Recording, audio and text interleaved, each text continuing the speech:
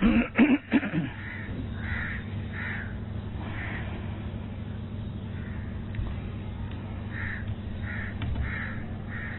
اللہ الرحمن الرحیم نحمده ونصلی علی رسوله الکریم اما بعد فاعوذ باللہ من الشیطان الرجیم بسم اللہ الرحمن الرحیم هو الذی انزل من السماء ماء لکم منه شراب ومنه شجر فیہ تسیمون ينبت لكم به الزرع والزيتون والنخيل والأعناب ومن كل الثمرات إن في ذلك لآية لقوم يتفكرون وسخر لكم الليل والنهار والشمس والقمر والنجوم مسخرات بأمره إن في ذلك لآيات لقوم يعقلون وما ذرأ لكم في الأرض مختلفا ألوانه إن في ذلك لآيات لقوم يذكرون وهو الذي سخر البحر لتأكلوا منه لحما طريا وتستخرجوا منه حلية تلبسونها وترى الفلك مواخر فيه ولتبتغوا من فضله ولعلكم تشكرون وألقى في الأرض رواسي أن تميد بكم وأنهارا وسبلا لعلكم تهتدون وعلامات وبالنجم هم يهتدون أفمن يخلق كمن لا يخلق أفلا تذكرون وَإِن تَعُدُّوا نِعْمَةَ اللَّهِ لَا تُحْصُوهَا إِنَّ اللَّهَ لَغَفُورٌ رَحِيمٌ وَاللَّهُ يَعْلَمُ مَا تُسِرُّونَ وَمَا تُعْلِنُونَ وَالَّذِينَ يَدْعُونَ مِن دُونِ اللَّهِ لَا يَخْلُقُونَ شَيْئًا وَهُمْ يُخْلَقُونَ أَمْوَاتٌ غَيْرُ أَحْيَاءٍ وَمَا يَشْعُرُونَ أَيَّانَ يُبْعَثُونَ صدق اللہ العظیم۔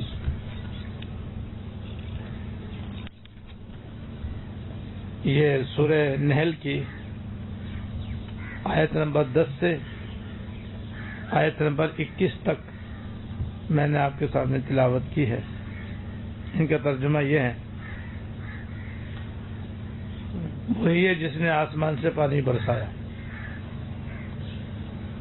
جس سے تمہیں پینے کی چیزیں حاصل ہوتی ہیں، اور اسی سے وہ درخت اگتے ہیں جن میں تم مویشیوں کو چراتے ہو۔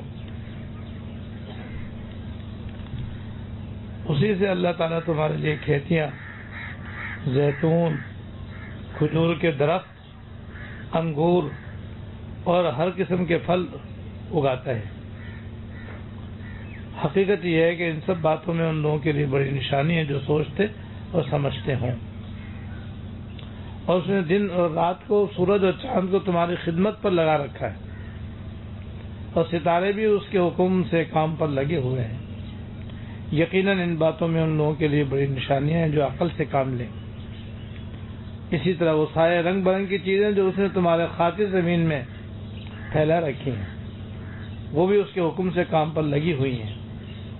بے شک ان سب میں ان لوگوں کے لیے نشانی ہے جو سبق حاصل کریں، اور وہی ہے جس نے سمندر کو کام پر لگایا تاکہ تم اس سے تازہ گوشت کھاؤ، اور اس سے وہ زیورات نکالو جو تم پہنتے ہو، اور تم دیکھتے ہو کہ اس میں کشتیاں پانی کو چیرتی ہوئی چلتی ہیں تاکہ تم اللہ تعالیٰ کا فضل تلاش کرو اور تاکہ شکر گزار بنو۔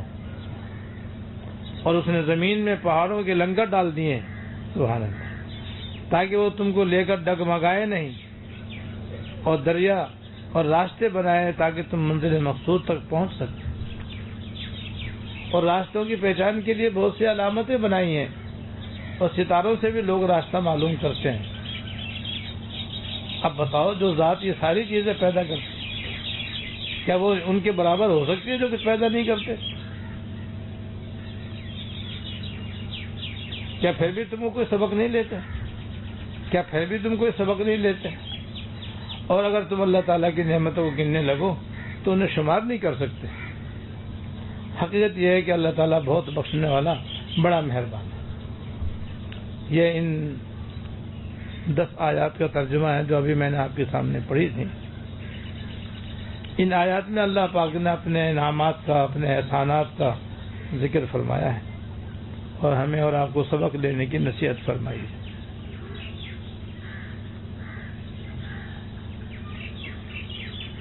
سب سے پہلے اللہ پاک نے یہ نعمت بیان فرمائی ہے کہ ہم نے آسمان سے پانی برسایا ہے،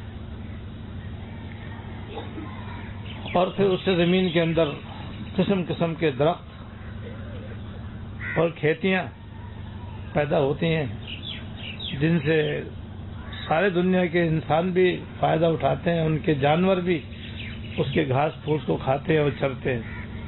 یہ ایک بہت بڑی نعمت ہے اللہ تعالیٰ کی، اور اتنی بڑی نعمت ہے کہ ہر انسان اور جانور اس کا محتاج ہے۔ اور پھر اللہ پاک نے ان پھلوں میں اور زمین سے اگنے والی چیزوں میں خاص خاص چیزوں کا ذکر فرمایا۔ نمبر 1، کھیتیاں اللہ پاک نے پیدا فرمائی ہیں۔ جب یہ ہری بھری ہوتی ہے تو کتنی بھلی معلوم ہوتی ہے۔ اگر آدمی کھیتوں میں سے گزرے تو نظر آتا ہے کہ تا حد نگاہ ہریالی ہریالی اور سبزہ ہی سبزہ ہے۔ پھر زیتون کا پھل کتنا لذیذ بھی اور کتنا نافع اور مفید بھی، وہ اللہ پاک نے پیدا فرمایا۔ کھجور کے درخت جو خوبصورت بھی ہے اور ان سے جو کھجوریں تیار ہوتی ہیں وہ اپنی مثال آپ کہ غذائیت سے بھرپور اور انسان کے جسم میں ہر کمی دور کرنے کے لیے کافی شافی،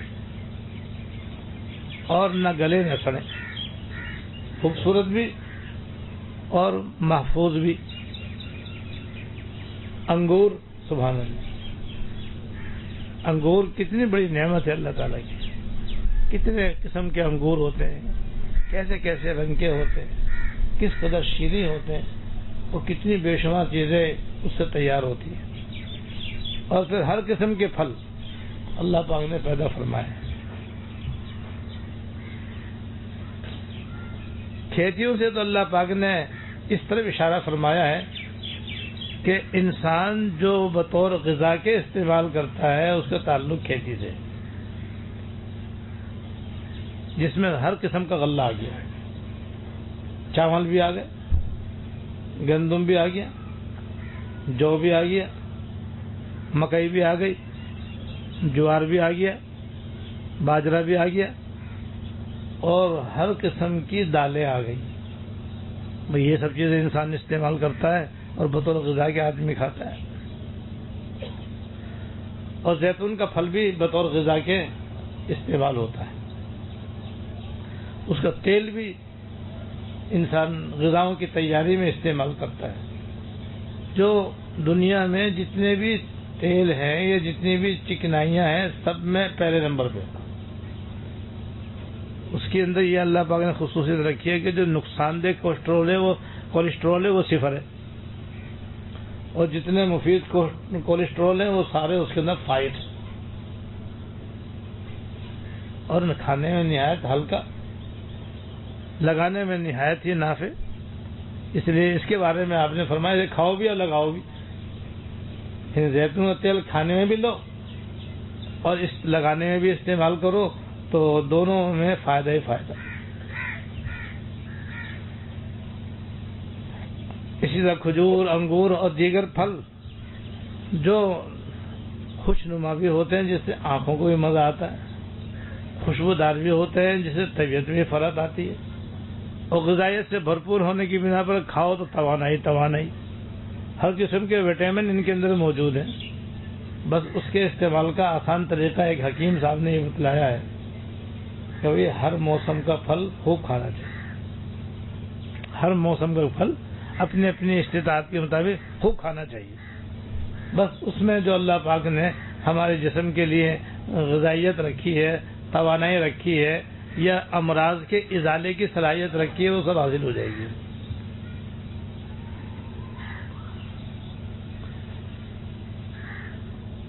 اس کے بعد اللہ پاک نے فضائی اور آسمانی نعمتوں کا ذکر فرمایا ہے کہ اللہ پاک نے تمہاری خدمت کے لیے دن رات کو، سورج کو، چاند کو، ستاروں کو لگایا ہوا ہے۔ ہم سوتے رہتے ہیں، اپنے کاموں میں لگے رہتے ہیں، یہ اپنی خدمت کرتے ہیں، وہ انسان کی خدمت کر رہے ہوتے ہیں۔ چنانچہ علماء نے لکھا ہے کہ چاند سے دنیا کے اندر جو انسان کے لیے غذائیں تیار ہوتی ہے ان کے اندر مٹھاس پیدا ہوتی ہے، سورج سے وہ پک کر تیار ہو کر کھانے کے قابل بنتی ہیں. ستارے مختلف رنگ ان کے اندر بھرتے ہیں. دیکھتے نہیں ایسے ایسا خوشنما ہوتا ہے کہ دیکھے تو دیکھتے ہی رہتا ہے آدمی.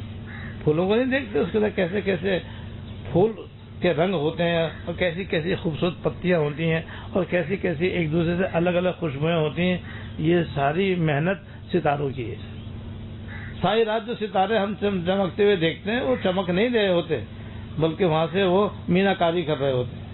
اس طرح سے دنیا میں ہونے والی تمام غذاؤں میں اور پھلوں میں وہ اپنا رنگ بھر رہے ہوتے ہیں, پھولوں میں وہ خوشبو بھر رہے ہوتے ہیں. تو یہ کتنی بڑی نشانی کی بات ہے. اللہ پاک نے کیسا عجیب و غریب یہ کارخانہ بنایا ہوا ہے کہ آسمانوں میں ستارے ہیں اور وہاں سے وہ ساری دنیا کے اندر ہونے والی پیداوار کے اندر محنت کر رہے ہیں. سورج آ رہا ہے اور جا رہا ہے, نکل رہا ہے, ڈوب رہا ہے, لیکن وہ بیکار ڈوب رہا نہیں ہے, بیکار نکل نہیں رہا بلکہ وہ خدمت کر کے جا رہا ہے. چاند بھی نکل رہا ہے تو وہ بھی اپنی خدمت سے انسان کو مستفید کر رہا ہے. اور اس کے علاوہ جو اللہ پاک نے رنگ برنگ کی چیزیں دنیا کے اندر پیدا فرمائی ہیں وہ سب اللہ تعالیٰ کی قدرت کی نشانی ہے. جیسے کسی شاعر نے کہا کہ جگ میں آ کر ادھر ادھر دیکھا تو یہ آیا نظر جدھر دیکھا. جگ میں آ کر ادھر ادھر دیکھا تو یہ آیا نظر جدھر دیکھا. گلستان میں جا کر ہر ایک گل کو دیکھا, جدھر دیکھتا ہوں ادھر تو ہی تو ہے. سب اللہ تعالیٰ کی قدرت کی نشانیاں ہیں. آدمی ان نشانیوں کو دیکھے, ان میں غور کرے اور پھر اللہ تعالیٰ پہ قربان ہو جائے. اللہ تعالیٰ پہ قربان ہونے کا مطلب یہ ہے کہ اللہ تعالیٰ کے بس حکم بجا لائے اور نافرمانی سے بچے, کیونکہ وہ بے لاگ ہم پر یہ مہربانی فرماتا ہے. اللہ تعالیٰ کو ہماری کسی عبادت کی ضرورت نہیں, اللہ تعالیٰ کو ہماری کسی ذکر اور تلاوت کی ضرورت نہیں, کسی چیز کی بھی اللہ تعالیٰ ہمارے محتاج نہیں, ہم محتاج ہیں. اس کے باوجود یہ احسانات کی بارش, اس کے باوجود اللہ تعالیٰ کے ان انعامات کی بارش, پھر ہم غافل رہیں تو یہ ہم سے بڑا غافل کون ہوگا؟ اللہ کی. اب اللہ پاک فضائی اور آسمانی نعمتیں ذکر کرنے کے بعد اب باہری نعمتوں کا ذکر فرماتے ہیں کہ دیکھو سمندر بھی تمہاری خدمت میں لگا ہوا ہے. اتنا دنیا کے 4 حصے ہیں. ایک حصے میں خشکی ہے جس سے ساری دنیا آباد ہے, اور 3 حصے پانی کے نیچے ہیں. سمندر بھی پانی کے اوپر, زمین کے اوپر ہے ہی ہے. اور کتنا بڑا سمندر ہے, کتنا لمبا چوڑا اور کتنا گہرا سمندر ہے. اس کے اندر اللہ پاک نے ایک نعمت انسان کے لیے مچھلی پیدا فرمائی تاکہ تم تازہ تازہ اس میں سے گوشت نکالو اور استعمال کرو, جو ہر قسم کا اپنے اندر وٹامن رکھنے والا ہے اور ہر قسم کا مریض سے استعمال کر سکتے ہیں. گایا گوشت ڈاکٹر صاحب منع کر دیں گے, بکرا گوشت منع کر دیں گے کہ مچھلی خوب کھاؤ. شوگر والا بھی کھائے, بلڈ پریشر والا بھی کھائے, ہر آدمی کھائے. مچھلی جو ہے نا وہ بالکل سمجھو حلال تو ہے ہی, لیکن بے ضرر بھی ہے ساتھ ساتھ, اور مفید ہی مفید. اس میں جو چکنائی وہ بھی مفید, اس میں جو گوشت ہے وہ بھی مفید. کیسا اللہ پاک نے سمندر میں جو کھاری پانی ہے اس کے اندر سے کیسے عمدہ عمدہ مچھلیاں اللہ پاک نے پیدا فرما دی, اور یہ تازہ تازہ گوشت اللہ پاک نے ہمارے لیے پیدا فرمایا, اور ساتھ ساتھ اس کے اندر ہیرے جواہرات پیدا فرمائے. سیپ کے اندر سے موتی نکلتا ہے جو سچا موتی کہلاتا ہے, اور زیورات میں استعمال ہوتا ہے, اور نکالو اور استعمال کرو. اور کشتیاں کیسی اللہ پاک نے بنائی ہیں کہ وہ پانی کو چیرتی ہوئی چلتی ہیں. بڑے بڑے جہاز جو سمندر کا سینہ چیرتے ہوئے آگے جاتے ہیں, اور اس طریقے سے ایک جگہ سے دوسری جگہ یہ منتقل ہوتے ہیں, اور انسان اس کے ذریعے بڑی بڑی تجارت کرتا ہے. بڑے بڑے کاروبار اس کے ذریعے دنیا کے اندر چل رہے ہیں, اور لاکھوں اربوں خربوں لوگ اس کے ذریعے کما رہے ہیں. سبحان اللہ, سمندر کو کیسا اللہ پاک نے خدمت میں لگایا ہوا ہے. اور اللہ پاک نے یہ نعمت اس لیے بنائی ہے تاکہ تم شکر ادا کرو, شکر گزار بندے بنو. تو بس ہمیں شکر کی ہمارے اندر کمی ہے کہ اتنی ان گنت نعمتیں ہمارے استعمال میں ہیں, ہماری آنکھوں کے سامنے ہیں, اور اس کے باوجود ہماری زبان پر شکر کلمات بہت کم ہیں. ان نعمتوں کے حساب سے شکر کے کلمات اور دل کے اندر شکر کا جذبہ بہت کم ہے. یاد ہی نہیں آتا کہ ہم نعمتوں کے اندر ڈوبے ہوئے, اور ان گنت و بے شمار نعمتیں ہم کھا رہے ہیں, پی رہے ہیں, پہن رہے ہیں, رہ رہے ہیں, کھا رہے ہیں, آتے ہی. ورنہ تو حقیقت یہ ہے کہ ذرا سا بھی آدمی ان نعمتوں کی طرف توجہ دے تو بس پھر شکر کے سوا کوئی اور چیز زبان پہ لانا ہی مشکل ہو جائے. پھر آخر میں زمین کے پہاڑوں کی نعمت ذکر فرماتے ہیں کہ عام تو بولو پہاڑ ہے، عام ٹھیک ہے پہاڑ ہے، لیکن یہ بھی بہت بڑی نعمت ہے۔ اس سے پہلے میں نے ایک مرتبہ ذکر کیا تھا کہ زمین جب اللہ پاک نے پیدا کی تھی تو یوں ہلتی تھی پانی کے اوپر ہونے کی وجہ سے۔ اللہ پاک نے اس کی حرکت ختم کرنے کے لیے پہاڑوں کو لنگر انداز کیا ہے اس کے اندر۔ اب وہ ایسے بیٹھے ہوئے ہیں اس کے چاروں طرف کہ مجالے کبھی یہ حرکت کرے، اور جب حرکت کرے تو انسان کا کیا حال ہوتا ہے، اسے زلزلہ کہتے ہیں۔ اور پھر اللہ پاک نے صرف سمندر ہی نہیں بنایا بلکہ دریائے اور نہریں بنائی ہیں کہ دریاؤں کے ذریعے آدمی آرام کے ساتھ ایک جگہ سے دوسری جگہ منتقل ہو جاتا ہے۔ اور پھر اللہ پاک نے سمندروں کے اندر بھی راستے دیکھنے کے لیے علامتیں بیان فرمائی ہیں، علامتیں مقرر فرمائی ہیں، اور ستاروں کے ذریعے بھی لوگ راستے معلوم کرتے ہیں۔ اب سمندر میں جب چاروں طرف پانی پانی ہوتا ہے اور رات کا اندھیرا ہوتا ہے تو ستارے ہی بتاتے ہیں کہ آپ کی منزل کدھر ہے۔ جہاز والے بھی ستاروں سے راستہ معلوم کرتے ہیں۔ اب بتاؤ جس نے یہ ساری چیزیں پیدا کی ہے تو اس کے مقابلے میں جن کو تم خدا کا شریک بناتے ہو، جو بت ہیں، وہ تو اپنی مکھی تک تو اڑا نہیں سکتے، وہ کیا پیدا کریں گے؟ وہ تمہارے ساتھ چل تو سکتے نہیں، تمہاری مدد کیا کریں گے؟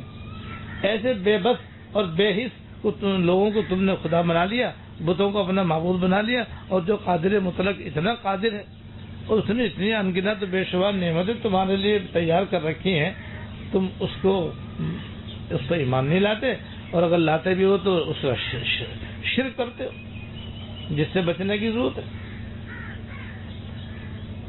حقیقت یہ ہے کہ پھر فرماتے ہیں وَإِن تَعُدُّوا نِعْمَتَ اللَّهِ لَا تُحْصُوهَا، کہ اگر تم اللہ تعالیٰ کی نعمتوں کو گننے لگو تو شمار نہیں کر سکتے۔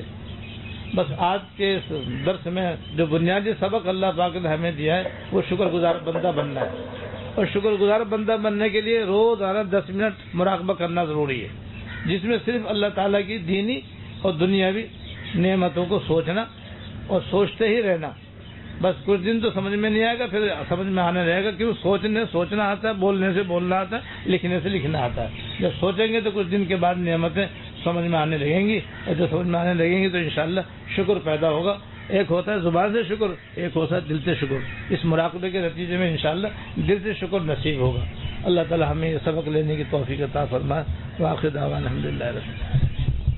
اللهم لك الحمد لا نحصي ثناء عليك أنت كما أثنيت اللهم صل على سيدنا ومولانا محمد وعلى آل سيدنا ومولانا محمد ربنا آتنا في الدنيا حسنة وفي الآخرة حسنة وقنا ربنا آتنا في الدنيا حسنة وفي الآخرة حسنة وقنا اللهم إنا نسألك الخير كله ونعوذ بك من الشر اللهم إنا نسألك الخير كله ونعوذ بك من الشر اللهم صل على سيدنا ومولانا محمد وعلى آل سيدنا ومولانا محمد